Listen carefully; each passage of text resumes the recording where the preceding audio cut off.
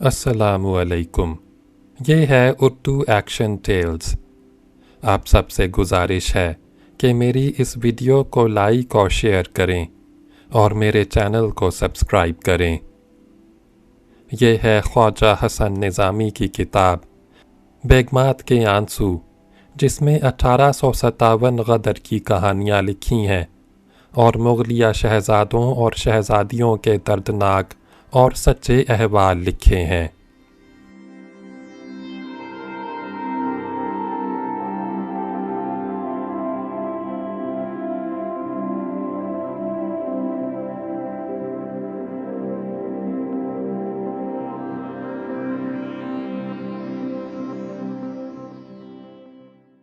गमगीन शहज़ादी।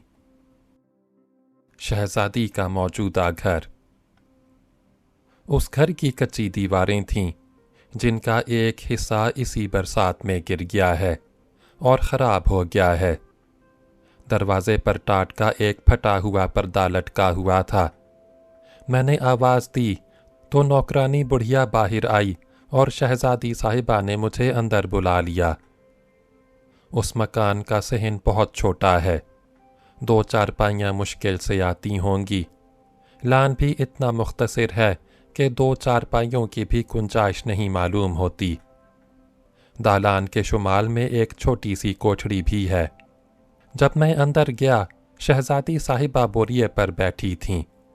दालान में एक तरफ चारपाई पड़ी हुई थी और उसके सामने एक बोरिया बिछा हुआ था, जिस पर बैठी हुई शहज़ादी साहिबा पनकटी में अपना पान कूट रही थीं। बोरिया बहुत पुराना था और जगह जगह से टूटा हुआ था।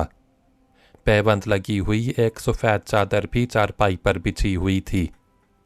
तकिया छोटा था और ज़रा मैला था। शहज़ादी साहिबा के सामने मिट्टी की एक बुधनी रखी थी जिसमें मिट्टी भरी हुई थी। शहज़ादी साहिबा उससे उगालदान का काम लेती हैं। उनकी दाईं तरफ पिटारी रखी थी जो अगरचे बदकली थी, लेकिन उस पर पान के धब्बे नहीं थे। दालान की कड़ियाँ बहुत पोसीदा थीं। गुलहरियों और चूहों ने तख्तों को ख़राब कर रखा था।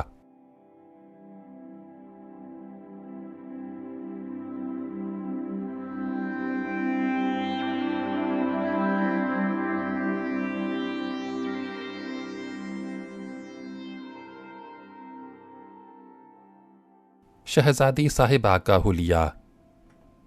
शहज़ादी साहिबा का सर बिल्कुल सफ़ेद है।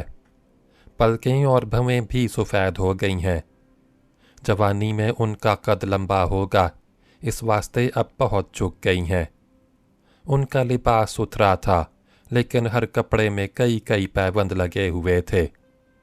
उनकी आवाज़ बहुत साफ़ और मज़बूत है और उनकी बोलचाल निहायत मीठी और मुअस्सिर और खालिस उर्दू में होती है। वो निहायत तमकनत और वक़ार के साथ बात करती हैं। उनके चेहरे पर झुर्रियाँ बहुत ज़्यादा हैं और जिस्म भी बहुत कमज़ोर है।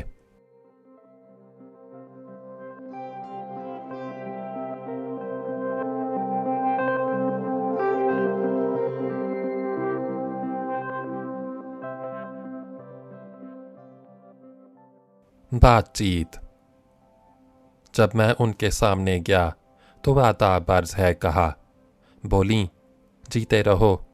मियाँ जब से आंखें ख़राब हुई हैं दरगाह शरीफ में हाजिर नहीं हो सकती। तुमको कभी देखा नहीं, लेकिन मुद्दत से नाम सुनती हूँ। अब बड़ी बी ने नाम लिया कि ख्वाजा साहब आए हैं और मिलना चाहते हैं, तो मैं बहुत खुश हुई कि जिनका नाम सुनती थी वो खुद मेरे घर में आ गए। उनसे हमारे बुज़ुर्गों को बड़ी अक़ीदत थी और मैं भी हमेशा 17वीं के उर्स में जाया करती थी। अब आंखें जाती रहीं, हाथ पाँव से माजूर हो गई। बताइए क्यों कर आना हुआ? मैंने कहा, आने की गर्ज़ अभी ज़ाहिर करूँगा, मगर पहले ये बताइए कि आपको इस मकान में कुछ तकलीफ़ तो नहीं होती। ये तो बहुत ही छोटा मकान है और छत में जगह जगह सुराख हैं, मिट्टी झड़ती होगी। बोलीं, अरे मियाँ, अब भला फ़िक्र किया, जब तकदीर ने किले और महल छिनवा दिए तो अब जो कुछ भी मुयस्सर आ जाए गनीमत है। 1.5 रुपए महीने किराए का मकान, इससे अच्छा और क्या होगा। छत से मिट्टी झड़ती है और कोई रात ऐसी नहीं आती कि 2-4 दफ़ा पलंग की चादर साफ ना करनी पड़े। एक वक्त था कि लाल किले के अंदर अपने महल में सोती थी। छत में किसी चिड़िया ने घोंसला बना लिया था। उसके कुछ दिन के मेरे बिछोने पर गिर पड़े तो रात भर नींद न आई। या एक ये वक्त है कि रात भर मिट्टी झड़ती है और इस तकलीफ को सहना पड़ता है। मैंने पूछा, सरकार से कुछ पेंशन मिलती है? बोली, जी हाँ, 10 रुपए महीना मुद्दत से मिल रहा है। मैंने कहा, कुछ और आमदनी भी है? बोली, जी हाँ, एक मकान है जिसका किराया 7 रुपए महीना आता है। मैं पहले उसी में रहती थी, मगर जब से आंखें गईं तो 10 रुपए में गुजारा ना हो सका। इस वास्ते मकान किराए पर दे दिया और मैं खुद कम किराए के मकान में आ गई। अब हम 2 आदमी हैं, एक ये बड़ी बी हैं, एक मैं हूँ। मकान का किराया और खाने कपड़े में हम दोनों का गुजारा 17 रुपए में पान छालिया का भी खर्च है, नज़र न्याज का भी खर्च है। मैंने कहा, मैं चाहता हूँ कि आप अपने हालात मुझे बताएं ताकि मैं इनको किताब में लिखूं, क्योंकि मैंने आपके ख़ानदान के बहुत से मर्दों और औरतों के हालात शाये किए हैं। ये बात सुनते ही शहज़ादी साहिबा ने पान को कूटना छोड़कर मेरी तरफ रुख किया और कहा, ना मियाँ, मुझको ये मंजूर नहीं कि मेरा नाम घर घर गली गली कूचा कूचा उछलता फिरे। मैंने कहा, आपका नाम शाये नहीं करूँगा, सिर्फ हालात शाये करूँगा। जवाब दिया, वो हालात ही क्या हैं, फ़कत 2 बातें हैं। हम बादशाह थे और अब हम फ़कीर हो गए। इससे ज़्यादा पूछो तो ये जवाब है कि अब हम मर भी जाएंगे।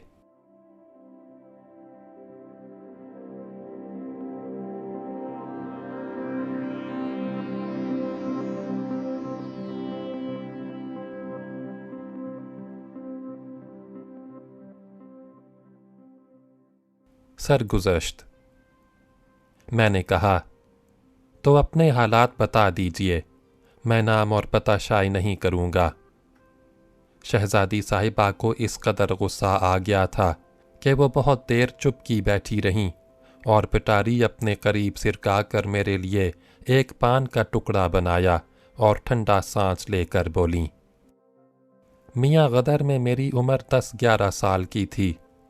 हम किले के अंदर रहते थे। बादशाह सलामत हमारे ख़ानदान से कुछ नाराज़ थे, लेकिन हमारी तनख्वाह महीने के महीने मिल जाती थी। मेरे 3 भाई थे और बहन फ़कत एक में थी। वालिद ने आखिर उम्र में एक शादी कर ली थी, हालांकि मेरी अम्मा भी ज़िंदा थीं और उस बुढ़ापे की शादी की वजह से मेरी अम्मा और सौकन में भी लड़ाई झगड़ा रहता था और हम तीनों बहन भाई भी सौतेली माँ से लड़ते झगड़ते रहते थे। मगर मुझसे पहली माँ को बहुत मोहब्बत थी और मैं अपनी सगी अम्मा और सौतेली अम्मा की लाडली बेटी कहलाती थी। हमारे घर में कई औरतें और कई मर्द खिदमतकारी पर नौकर थे। गदर से 6 महीने पहले मेरी सौतेली अम्मा को हैज़ा हुआ।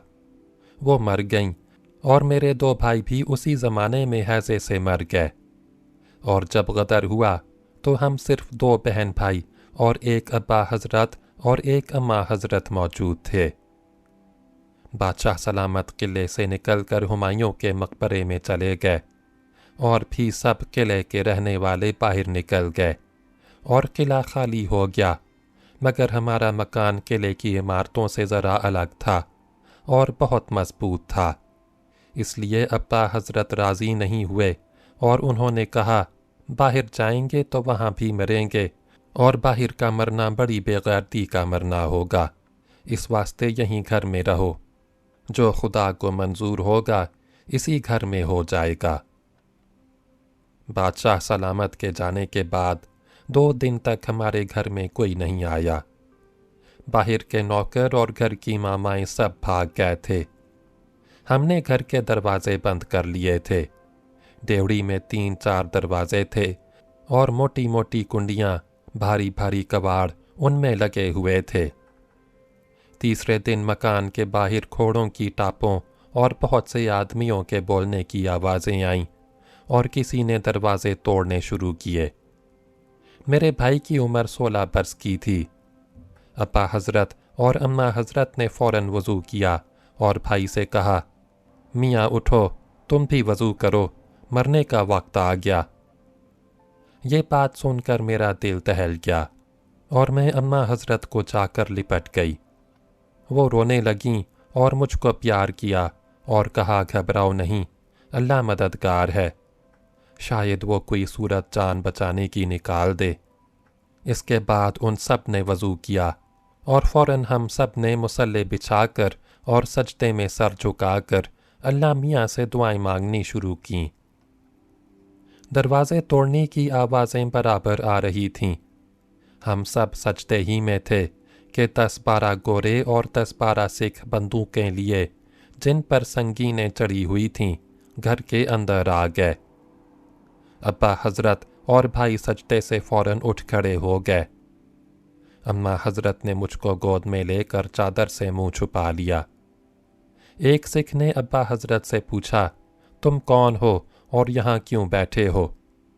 अब्बा हज़रत ने जवाब दिया, ये मेरा घर है और मैं इसी में रहता हूँ, शाह आलम बादशाह की औलाद में हूँ। उस सिख ने अंग्रेज़ अफसर को ये बात समझाई। अंग्रेज़ अफसर ने टूटी फूटी उर्दू में कुछ कहा जिसको मैं नहीं समझी, तो फिर उस सिख ने अब्बा हज़रत को समझाया कि साहब कहते हैं बादशाह भाग गए और सब लोग भाग गए, तुम क्यों नहीं भागे?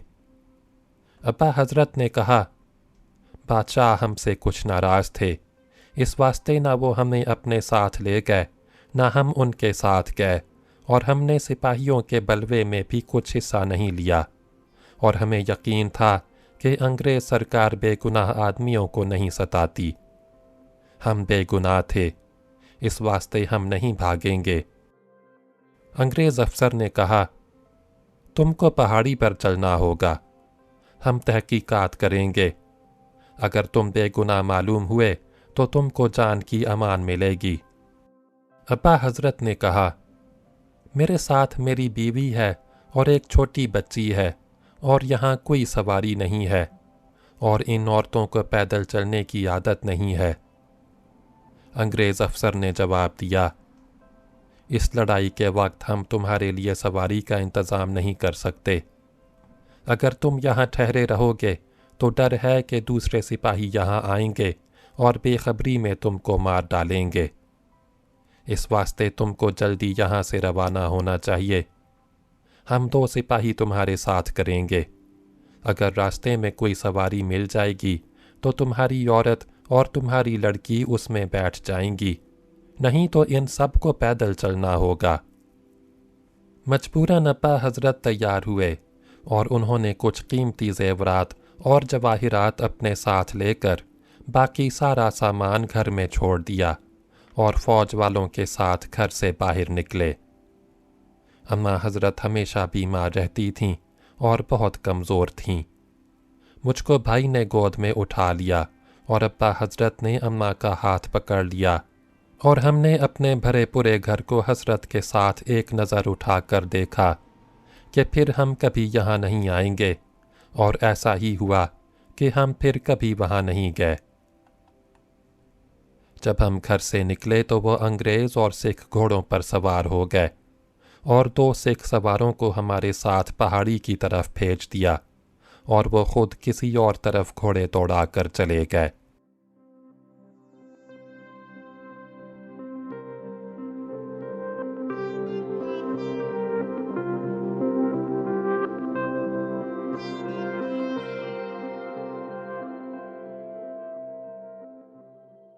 किले के दरवाजे तक तो वो सिख सवार आहिस्ता आहिस्ता चलते रहे और उन्होंने अब्बा हज़रत और अम्मा हज़रत से कुछ नहीं कहा کیونکہ اماں حضرت سے چلا نہ جاتا تھا اور وہ ہر 10 قدم کے بعد بیٹھ جاتی تھیں اور ریشے سے ان کا بدن کانپ رہا تھا۔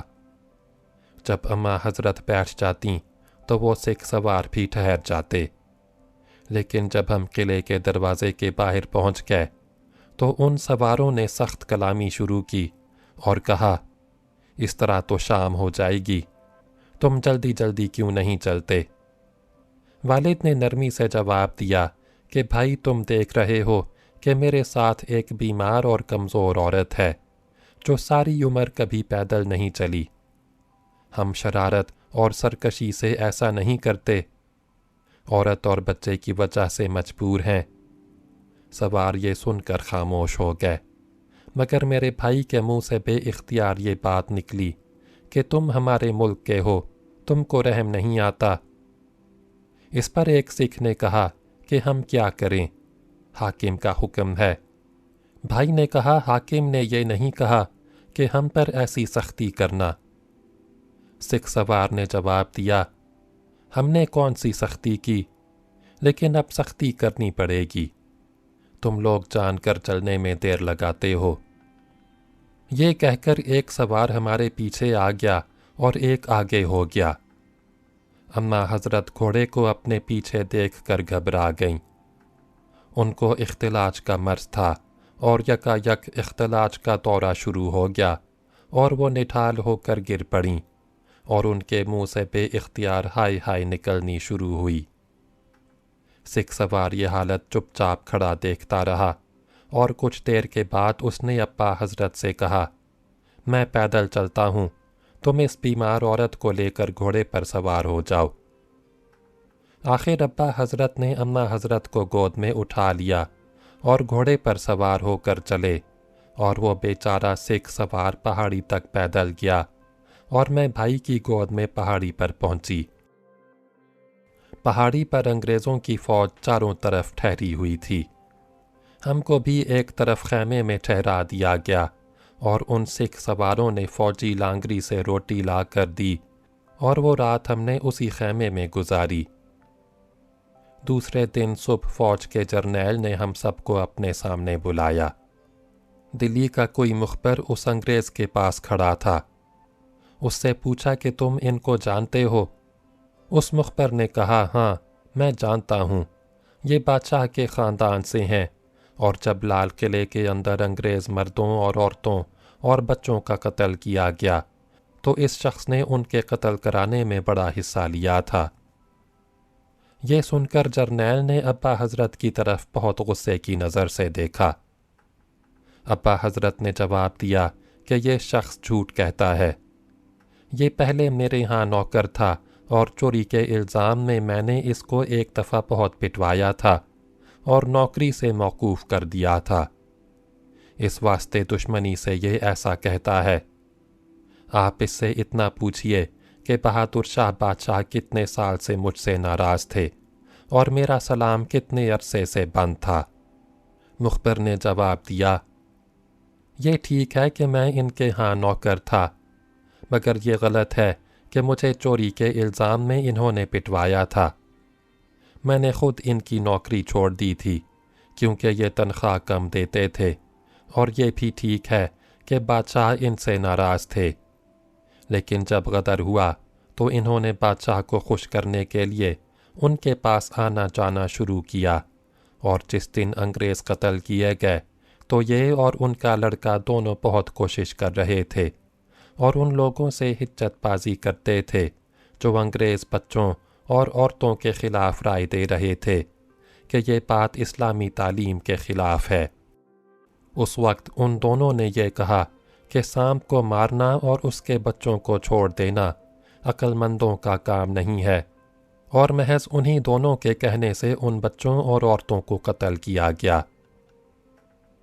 یہ سن کر جرنیل غصے سے آگ بگولا ہو گیا اور اس نے پھر ابا حضرت کی کوئی بات نہ سنی، حالانکہ وہ برابر کہتے رہے کہ یہ بالکل جھوٹ ہے، مگر جرنیل کی آنکھیں لال ہو گئی تھیں۔ اس نے کوئی بات نہ سنی اور حکم دیا کہ ابھی ان دونوں کو گولی سے اڑا دو، اور پھر یہ کہا کہ اگرچہ ان دونوں نے ہماری عورتوں اور بچوں کو قتل کرایا، مگر ہم ان پر رحم کرتے ہیں اور اس کی عورت اور بچے کو چھوڑ دیتے ہیں، اور ان دونوں کو چھاؤنی سے نکال دو، یہ جہاں چاہیں چلی جائیں۔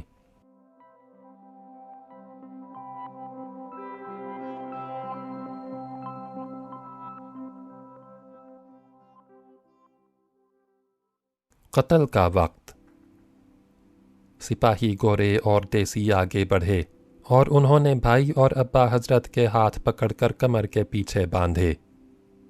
ابا حضرت مجھ کو دیکھ کر رونے لگے، مگر بھائی چپ کے کھڑے رہے۔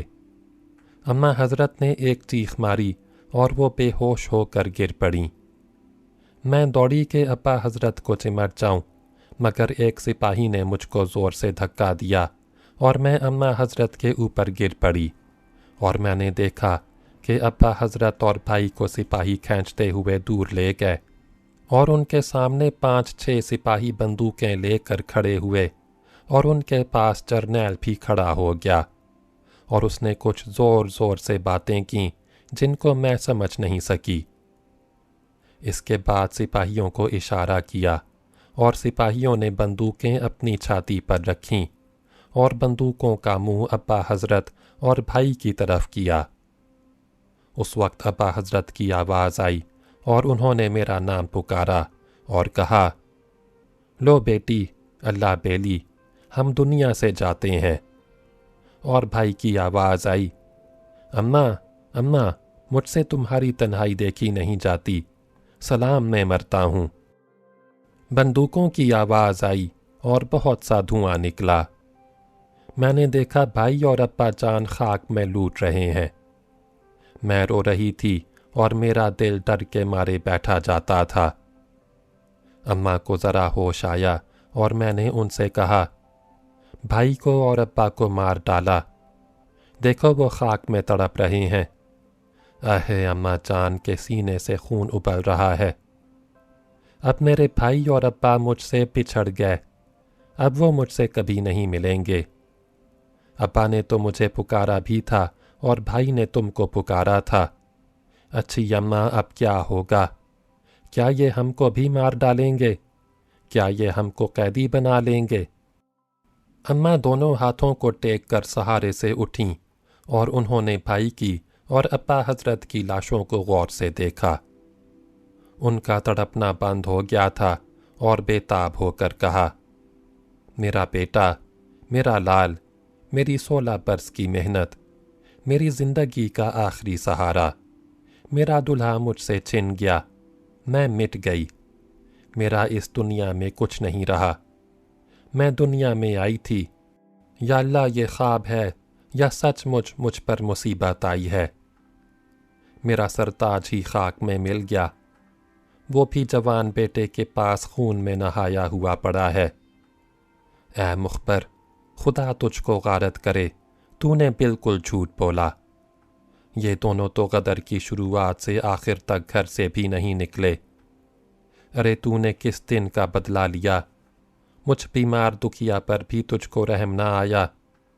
تو نے اس معصوم بچی کا بھی خیال نہ کیا اور ہمارے وارثوں کو بے خطا اور بے قصور خون میں ڈبو دیا۔ اماں یہ کہہ رہی تھیں کہ دیسی فوج کے سپاہی آئے اور مجھ کو اور اماں کو ہاتھ پکڑ کر اٹھایا اور کھینچتے ہوئے لے چلے۔ ہم دونوں لاشوں کے پاس سے گزرے۔ گولیاں سینوں پر اور چہروں پر لگی ہوئی تھیں۔ خون نے سب کچھ چھپا دیا تھا اور لاشیں چپ چاپ پڑی تھیں۔ سپاہی ہم کو کشاں کشاں لیے جا رہے تھے۔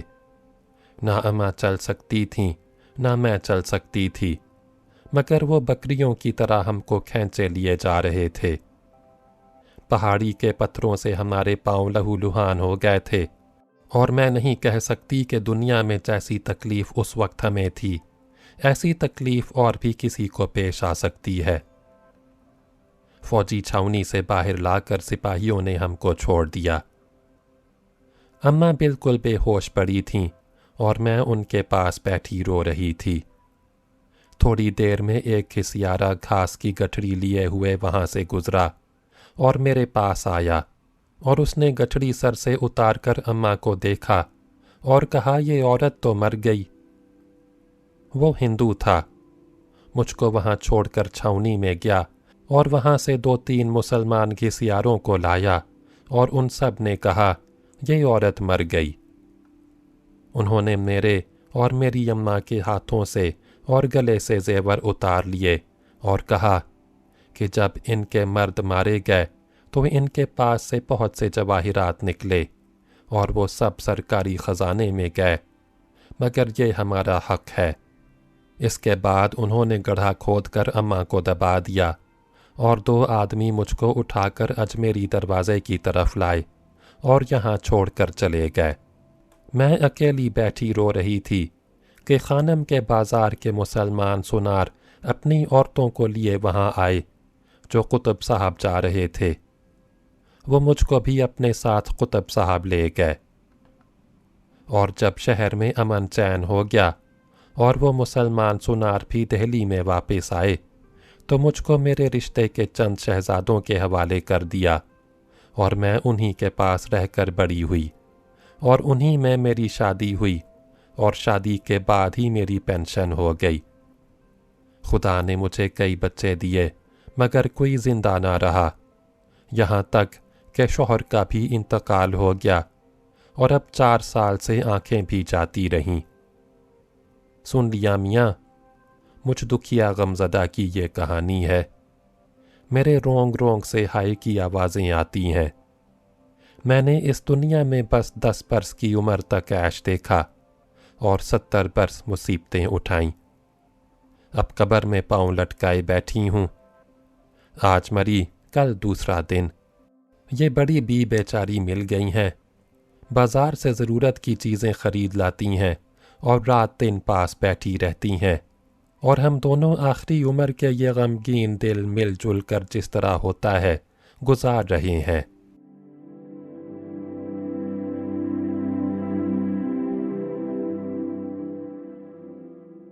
नरगिस नज़र की मुसीबत अगली वीडियो में सुनें।